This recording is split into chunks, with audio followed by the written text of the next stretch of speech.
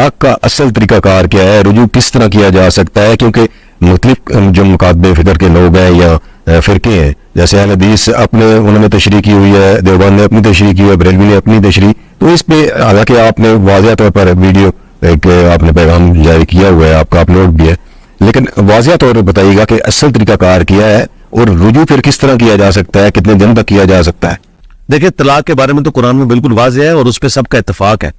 کہ طلاق آپ نے ایک ہی دینی ہے بس. اس کے بعد 90 دن یعنی 3 دفعہ عورت مینسس کے بعد پاک ہو جائے, اپروکسیمیٹلی 90 ڈیز, اس کے اندر عورت کی مرضی کے بغیر بھی آپ اس کی طرف رجوع کر سکتے ہیں. وہ طلاق ہوئی ہے, نکاح سے نہیں نکلی, لیکن جیسے ہی یہ 90 دن گزر گئے پھر وہ آپ کے نکاح سے بھی نکل گئی. اب اس کی مرضی کے بغیر آپ رجوع نہیں کر سکتے,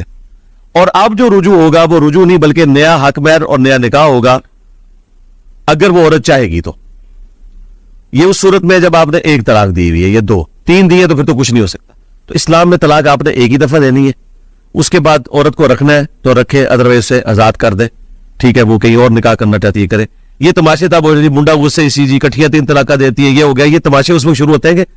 یہ نکاح طلاق کے مسائل وہ بندے پوچھ رہے ہوتے ہیں جو نماز بھی نہیں پڑھتے, انہیں بیسک دین کا نہیں پتا, اس وجہ سے ساری مصیبتیں کھڑی ہوتی ہیں. تو میں نے اس کے لیے کہا تھا کہ علماء جب بھی نکاح پڑھائیں وہ نکاح پڑھاتے وقت طلاق کے مسائل بھی سکھائیں, اور یہ مرد کو سکھائیں کہ طلاق کا لفظ تیری زبان پہ نہیں آنا چاہیے.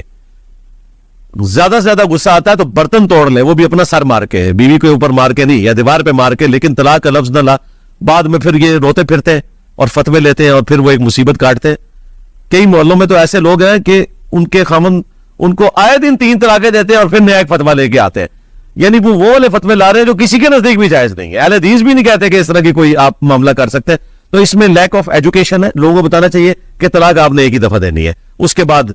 اگر آپ نے رجوع کرنا ہے تو 90 دن کے اندر کر لیں, 90 دن کے بعد پھر اس کی مرضی ہے رجوع کرے یا نہ کرے, باقی پھر